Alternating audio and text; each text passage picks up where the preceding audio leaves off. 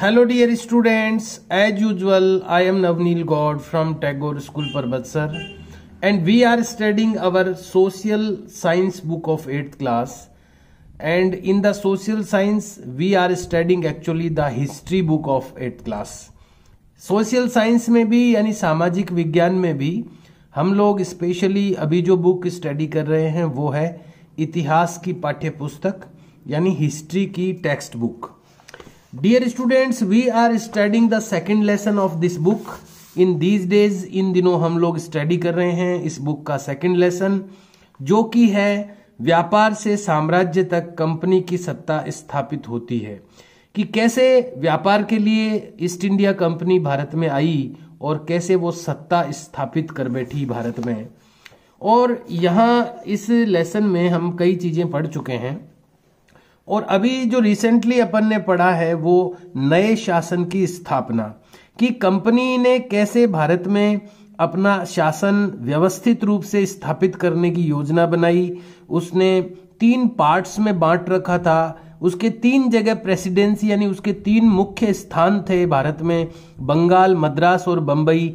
हर एक तीनों जगह के अलग अलग गवर्नर होते थे और तीनों गवर्नर के ऊपर एक गवर्नर जनरल होता था. तो लॉर्ड हेस्टिंग्स नाम का जो एक गवर्नर जनरल था उसने ये सुधार किए थे, प्रशासनिक सुधार, और लेकिन उसने भ्रष्टाचार भी किया था. तो उसके ऊपर एक बहुत बड़ा केस भी उसके इंग्लैंड में उसके ऊपर चला. और उसने जो सुधार किया उसमें उसने 2 प्रकार की अदालतों की स्थापना की, एक फौजदारी और एक दीवानी. फौजदारी का मतलब जैसे चोरी, लूटपाट, हत्या यानी फिजिकल जो असॉल्ट होते हैं, यानी भौतिक जो यानी बाहर से जो चीजें की जाती है, मारपीट वगैरह, जिसमें किसी को शारीरिक क्षति पहुंचती है, तो इस तरह के विवादों के लिए फौजदारी अदालत होती है. और जो जमीनों के केस होते हैं, जमीनों के विवाद होते हैं, उनको दीवानी अदालत में सुलझाया जाता है. तो वो अंग्रेजों ने इस लॉर्ड हेस्टिंग्स ने जो सुधार किए उसमें उसने 2 प्रकार की अदालतें हर जिले पर स्थापित की. और ये दीवानी जो अदालत होती थी जिसमें कि जमीनों के बारे में न्याय किया जाता था, उसका प्रमुख कलेक्टर होता था. अभी भी होता है, अभी भी जो रेवेन्यू के केस होते हैं उसका प्रमुख कलेक्टर होता है. तो जिला कलेक्टर दीवानी अदालतों के प्रमुख होते थे क्योंकि उनको मेन पैसे से मतलब था. तो जो रेवेन्यू का मामला था यानी मारपीट वगैरह होती रहे लेकिन उनको अपना वो जो रेवेन्यू इकट्ठा करना है उसमें कमी नहीं आनी चाहिए. तो उसके लिए उनका आदमी जो कलेक्टर उनका खुद का होता था वो उसका प्रमुख होता था दीवानी अदालतों का. और ये जो दूसरे फौजदारी अदालतें होती थी उनमें काजी और मुफ्ती के ही अंतर्गत वो थी, यानी काजी और मुफ्ती जो मेन न्याय करने वाला वो काजी होता था. और जो भारतीय जो सिस्टम बना हुआ था, भारतीय जो धर्म ग्रंथ हैं या फिर जो धर्म के आधार पर ग्रंथ लिखे गए हैं हिंदुओं के, मुस्लिमों के, उनके आधार पर जो न्याय प्रणाली थी वही वो लागू की हुई थी उस जमाने में. लेकिन और उसके लिए मुस्लिम कानूनों की व्याख्या मुफ्ती करते थे, हिंदू कानूनों की व्याख्या हिंदू पंडित करते थे. और काजी जो होते थे वो न्याय करते थे, मौलवी और हिंदू पंडित भारतीय कानूनों की व्याख्या करते थे. तो ये ऐसा सिस्टम, 2 अदालतों का सिस्टम वॉरेन हेस्टिंग्स ने किया था. लेकिन उसने भ्रष्टाचार किया तो उसके ऊपर हेस्टिंग्स पर मुकदमा चला. उसके एक बहुत बड़ी सभा बैठी हुई दिख रही है इस चित्र में. ये वहां उसके खुद के देश यानी इंग्लैंड का चित्र है जहां पर उस पर महाअभियोग चलाया गया. महाअभियोग एक बहुत बड़ा मुकदमा होता है जो कि किसी बहुत जो बड़े पद पर कोई व्यक्ति होता है और वो भ्रष्टाचार करता है तो उस पर महाअभियोग का मुकदमा चलता है. तो ये वॉरेन हेस्टिंग्स पर चलाया गया था इंग्लैंड में, और वहां पर ये सीन है, वहां का इतने लोग बैठे हैं और वो मुकदमा 7 साल तक चला. तो यहाँ पर एक आज का जो वीडियो है वो अब यहाँ नेक्स्ट पेज से स्टार्ट होने वाला है. मैंने केवल आपको कनेक्ट करने के लिए ये चीजें बताई है कि हमने पहले क्या पढ़ा था. अब यहाँ पर एक स्रोत दिया हुआ है, यानी ये सारी चीजें देखिए, इतिहास जब भी लिखा जाता है तो स्रोत के आधार पर लिखा जाता है, एविडेंस के बेसिस पर लिखा जाता है. मनगढ़ंत इतिहास नहीं होता है। तो चीजें लिखित कोई पत्र है या कोई बुक्स हैं या कोई एविडेंस यानी सबूत हैं पुराने, उनके आधार पर चीजें लिखी जाती है। तो ये एक पत्र यहां पर दिया गया है। इस पत्र में वहां लॉर्ड हेस्टिंग्स के ऊपर जो महाभियोग चलाया गया, तो उसके ऊपर जिसने आरोप लगाया था लॉर्ड हेस्टिंग्स पर भ्रष्टाचार का, उसने एक पत्र ये लिखा है, वो यहां पर दिया गया है।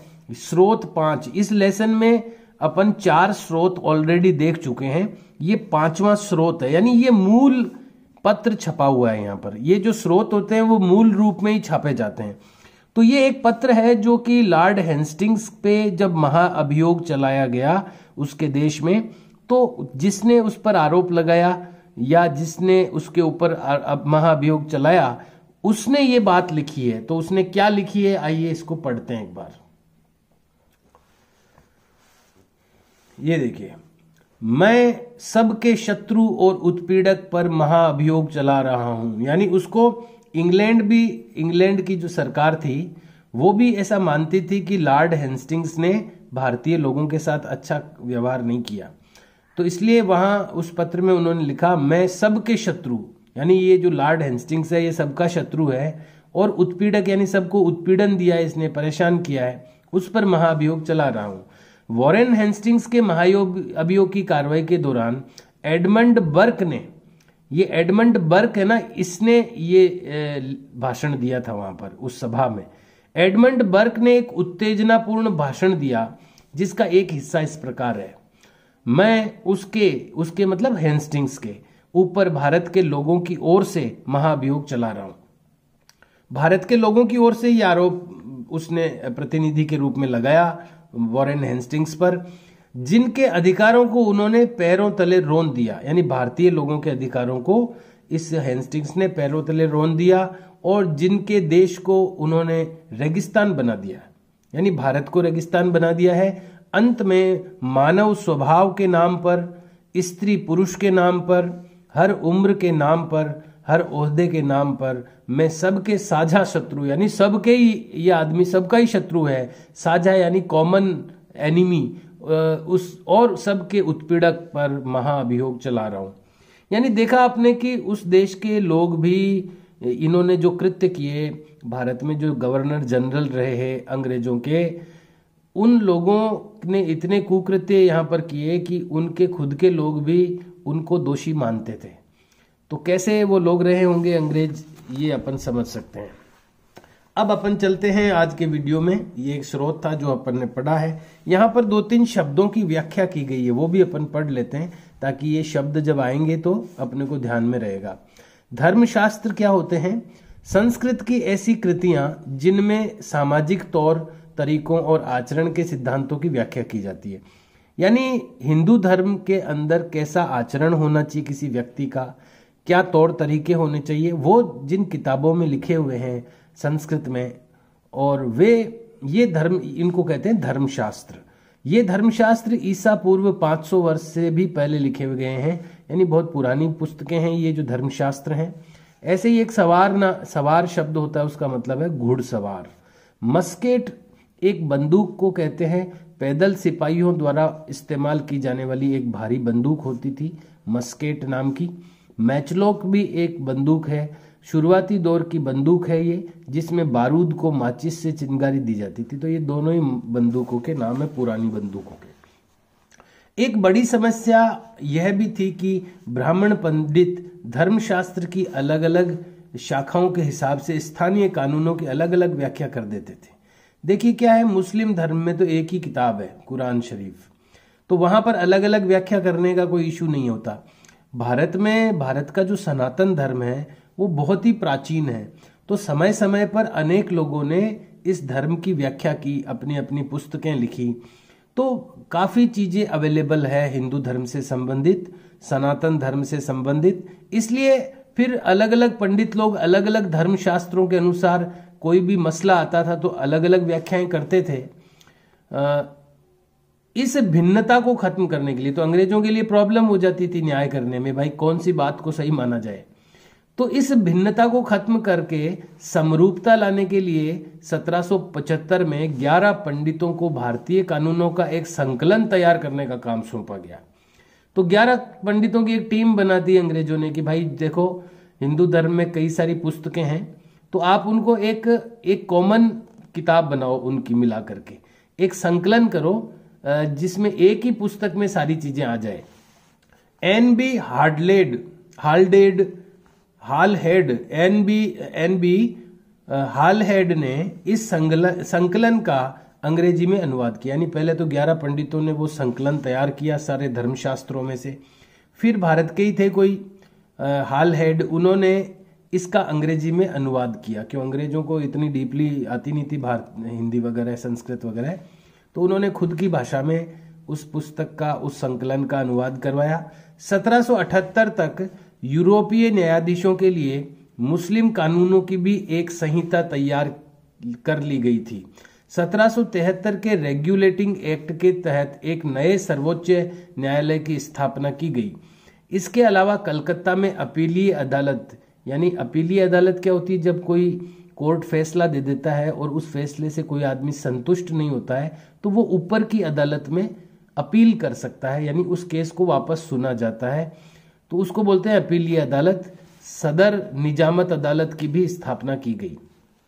देखिए, सर्वोच्च अदालत, सर्वोच्च न्यायालय जिसको हम इंग्लिश में सुप्रीम कोर्ट कहते हैं, वो सबसे बड़ी अदालत होती है। उसके बाद में कोई अदालत बचती नहीं है। हर राज्य में देखो, हर जिला स्तर पर अदालत होती है पहले तो, फिर उसके बाद हर राज्य की एक हाई कोर्ट होती है, उच्च न्यायालय, और पूरे देश का एक होता है सर्वोच्च न्यायालय यानी सुप्रीम कोर्ट। तो ये अंग्रेजों ने एक सर्वोच्च न्यायालय की स्थापना 1773 में की। ये ध्यान रखने की बात है कि अंग्रेजों ने सर्वोच्च न्यायालय की स्थापना 1773 में की। इसके अलावा उन्होंने कलकत्ता में अपीलीय अदालत, यानी किसी को भी किसी कोर्ट से अगर संतुष्टि नहीं है तो वो अपील कर सकता है, वो अपीलीय न्यायालय उन्होंने कलकत्ता में स्थापित किया। सदर निजामत अदालत, ये भी कोई एक अदालत का नाम है, उसकी भी स्थापना की गई। भारतीय जिले में कलेक्टर सबसे बड़ा ओहदा होता था, आज भी होता है। मैंने बताया ना, बहुत सारे सिस्टम जो है ना, वो कलेक्टर सबसे बड़ा ओहदा क्यों होता था, क्योंकि वो रेवेन्यू का अधिकारी होता था। अंग्रेजों को पैसे से मतलब था, ज्यादा से ज्यादा पैसा यहाँ से इकट्ठा करना है उनको, तो वो सबसे बड़ा जो अधिकारी उनका खुद का होता था कलेक्टर, वो सबसे बड़ा अधिकारी होता था जिले का। जैसा कि नाम से ही पता चलता है, इसका मुख्य काम क्या होता था, लगान और कर इकट्ठा करना। अब कर इकट्ठा करना, लगान इकट्ठा करना, आजकल तो कलेक्टर का वो काम है ही नहीं। आजकल तो अलग से डिपार्टमेंट बन गया है रेवेन्यू का। तो पहले उसका सक्रियता रहती थी कलेक्टर की रेवेन्यू इकट्ठा करने के काम में।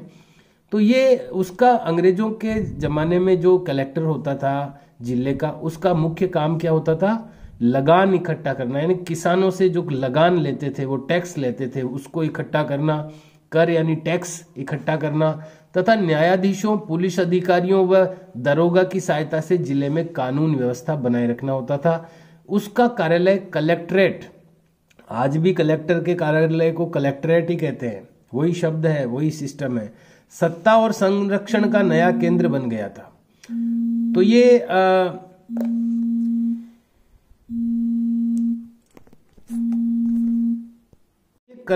जो कलेक्टर था, ये कलेक्ट्रेट जो था, यानी इसके पास बड़ा पावर होता था, क्योंकि सारी पुलिस वगैरह इसके अंडर में होती थी, अभी भी होती है। तो वो सत्ता और संरक्षण का नया केंद्र बन गया था, जिसने पुराने सत्ता केंद्रों को हाशिए पर ढकेल दिया। यानी पहले कोई राजा, कोई प्रमुख होते थे, या कोई भी जो भारतीय सिस्टम में जो प्रमुख होते थे, वो अब हाशिए पर चले गए और नया जो पावर था वो कलेक्टर के पास आ गया था, वही प्रमुख होता था। अब है कंपनी की फौज। कंपनी के साथ भारत में शासन और सुधार के लिए नए विचार तो आए, लेकिन उसकी असली सत्ता सैनिक ताकत में थी। यानी कंपनी ने सुधार किए, सिस्टम में सुधार किए, न्याय प्रणाली में सुधार किए, लेकिन आखिर वो बाहर के ही लोग थे, भारत में कोई उनको मान्यता नहीं थी, लोगों के मन में वो नहीं बैठे हुए थे। इसलिए उनकी असली ताकत सैनिक थी, यानी सैनिक ताकत के बल पर ही वो यहाँ पर टिके हुए थे। मुगल फौज मुख्य रूप से घुड़सवार यानी घोड़े पर चलने वाले प्रशिक्षित और पैदल सेना थी। मुगल फौज मुख्य रूप से घुड़सवार और पैदल सेना थी। उन्हें तीरंदाजी और तलवारबाजी का प्रशिक्षण दिया जाता था। सेना में अफसरों का दबदबा रहता और मुगल साम्राज्य को एक विशाल पेशेवर प्रशिक्षण वाली पैदल सेना की जरूरत महसूस नहीं होती थी। ग्रामीण इलाकों में सशस्त्र किसानों की बड़ी संख्या थी। स्थानीय जमींदार मुगलों को जरूरत पड़ने पर पैदल सिपाही मुहैया कराते थे। यानी भारत में अंग्रेज जब थे तो मुगल सल्तनत थी, कहीं कहीं मुगल सेना सल्तनत थी, तो वो उनका सिस्टम बताया गया है कि वो क्या करते थे। मुगल जो सल्तनत थी उसमें एक तो घुड़सवार होते थे और पैदल सेना होती थी। तो अंग्रेज लोगों ने पैदल सेना की जरूरत लेकिन पैदल सेना कम होती थी उनके पास में, अंग्रेजों के पास में पैदल सेना थी। और किसानों के पास भी शस्त्र होते थे। और जो किसानों छोटे छोटे जो जमींदार थे, थोड़े थोड़े एरिया पर कब्जा किए हुए जो जमींदार थे, वो जब मुगलों के अधीन थे तो वो मुगलों को जरूरत पड़ने पर पैदल सिपाही उपलब्ध कराते थे। 18वीं सदी में जब अवध और बनारस जैसी रियासतों में किसानों को भर्ती करके उन्हें पेशेवर सैनिक प्रशिक्षण दिया जाने लगा तो यह सूरत बदलने लगी। ईस्ट इंडिया कंपनी ने जब अपनी सेना के लिए भर्ती शुरू की तो उसने भी यही तरीका अपनाया। अंग्रेज अपनी सेना को सिपॉय, जो भारतीय शस्त्र सिपाही से ही बना है, भारत में जो सिपाही शब्द है उसको अंग्रेजों ने सिपॉय बोल दिया। अंग्रेज अपनी सेना को सिपॉय आर्मी कहते थे। सिपाही सेना को वो सिपाही की जगह सिपॉय आर्मी कहते थे। अंग्रेजों ने भी किसानों को भर्ती किया, उनको प्रशिक्षण देके अपनी सेना बनाना शुरू किया। 1820 के दशक से जैसे जैसे युद्ध तकनीक बदलने लगी, कंपनी की सेना में घुड़सवार टुकड़ियों की जरूरत कम होती गई, क्योंकि अब वो कंपनी वाले तो वो बंदूकें और इस तरह की चीजें यूज करते थे। इसकी वजह यह थी कि ब्रिटिश साम्राज्य बर्मा, अफगानिस्तान और मिस्र में भी लड़ रहा था, जहां पर सिपाही मस्केट यानी तोड़ेदार बंदूक और मैचलॉक से लैस होते थे। कंपनी की सेना के सिपाहियों को बदलती सैनिक आवश्यकताओं का ध्यान रखना पड़ता था और अब उसकी पैदल टुकड़ी ज्यादा महत्वपूर्ण होती जा रही थी। यानी अब उसको पैदल टुकड़ी की आवश्यकता पड़ने लगी थी। 19वीं सदी के शुरू में अंग्रेज एक समरूप सैनिक संस्कृति विकसित करने लगे थे। सिपाहियों को यूरोपीय ढंग का प्रशिक्षण, अभ्यास और अनुशासन सिखाया जाने लगा। यानी सैनिक भारतीय ही होते थे उनके। अंग्रेजों की सारी सेना कोई बाहर से नहीं आई हुई थी, केवल अफसर होते थे ज्यादातर उसमें, बाकी यहीं से सैनिक वो भर्ती करते थे भारतीय लोगों को ही। अब उनको वो अपने ढंग का प्रशिक्षण देने लगे, यूरोपीय ढंग का, यानी उनके देश में जैसे कायदे कानून थे, आज्ञाएं थी, वो सब देकर के प्रशिक्षण देने लगे। अभ्यास और अनुशासन सिखाने लगे भारतीय लोगों को, यानी भारत के लोगों को ही अपनी सेना बना ली, भारत के लोगों से ही और भारत के लोगों पे ही उसका यूज करते थे। अब उनका जीवन पहले से भी ज्यादा नियंत्रित था।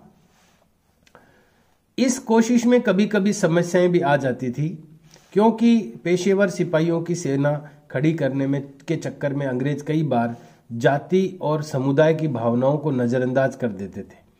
अब वो भर्ती तो करते थे लोगों को, लेकिन भारत में तो कुछ परंपराएं हैं, कुछ मान्यताएं हैं, लोगों की धार्मिक आस्थाएं हैं, तो कई बार फिर अंग्रेज अपने नियम कायदे लागू करने के चक्कर में उनके जो मान्यताएं हैं उनके साथ में खिलवाड़ कर देते थे। भला लोग अपनी जातीय और धार्मिक भावनाओं को इतनी आसानी से कैसे छोड़ सकते थे। अब लोगों का भी देखो, व्यक्तिगत भावनाएं आहत नहीं होनी चाहिए। देश भले ही लूट रहा है, तब वो आहत नहीं हो रहे थे। जब अंग्रेज आकर के यहाँ पर बैठ गए तब वो आहत नहीं हो रहे थे, लेकिन कई बार व्यक्तिगत जो आस्थाएं उनकी प्रभावित हो रही थी किसी कारण से, अंग्रेजों के किसी काम से, तो फिर वो बगावत की उन्होंने। क्या वे खुद को अपने समुदाय का सदस्य मानने की बजाय सिर्फ सिपाही मान सकते थे? तो अंग्रेज तो यही चाहते थे कि वो भले ही किसी भी जाति का हो भारतीय सिपाही, लेकिन वो हमारा ऑर्डर मानना चाहिए, भले ही उसकी जाति में कुछ भी परंपराएं रही हो। सिपाही क्या महसूस करते थे? अपने जीवन और अपनी पहचान, यानी वे कौन हैं, इस बात के एहसास में जो बदलाव आ रहे थे, उनको सिपाहियों ने किस तरह देखा। 1857 का विद्रोह हमें सिपाहियों की इस दुनिया की झलक दिखाता है। इस विद्रोह के बारे में आप अध्याय 5 में पढ़ेंगे। 1857 का विद्रोह क्यों हुआ? क्योंकि अंग्रेजों ने ऐसे कारतूस दिए थे अपने सैनिकों को जिसमें गाय और सूअर की चर्बी लगी हुई थी, और उन कारतूसों को मुंह से खोलना पड़ता था। तो गाय हिंदुओं के लिए पवित्र है और सूअर को मुस्लिम वगैरह हाथ नहीं लगाते हैं। तो वो गाय और सूअर जो है ना, उसके कारण से अंग्रेजों ने तो कहा ये करना पड़ेगा आपको, हमारी सेना में हो आप। उन्होंने कहा हम नहीं करेंगे, तो उन्होंने बगावत कर दी थी। तो ये धार्मिक आस्थाओं के खिलाफ अंग्रेज जब इस तरह से प्रताड़ित करते थे उनको, तो फिर बगावत हुई। 1857 का विद्रोह इसीलिए हुआ। निष्कर्ष क्या है? ईस्ट इंडिया कंपनी एक व्यापारिक कंपनी से बढ़ते बढ़ते एक भौगोलिक औपनिवेशिक शक्ति बन गई। आई तो थी कंपनी के रूप में, व्यापारिक कंपनी के रूप में, लेकिन आज वो कहां पहुंच गई? एक औपनिवेशिक शक्ति बन गई।